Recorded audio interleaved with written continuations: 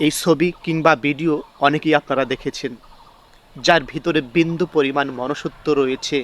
এমন কোনো মানুষ নেই এই ভিডিও অথবা ছবি দেখে কাঁদেনি। কেনই বা কাঁদবে না?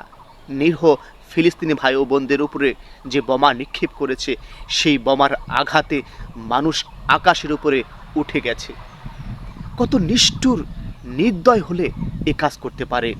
ইসরায়েল এতই বর্বর, এতই জঘন্য, তাদের ভিতরে কি বিন্দু পরিমাণ মায়া মমতা নেই? তারা এতই পাষাণ। হে আল্লাহ, আপনি তাদেরকে হেদায়েত দান করুন। আর যদি হেদায়েত নসিবে না থাকে, তাহলে ফেরাউনের মতো, নমরুদের মতো তাদেরকে ধ্বংস করে দিন। আবু জেহেলের মতো তাদেরকে ধ্বংস করে দিন।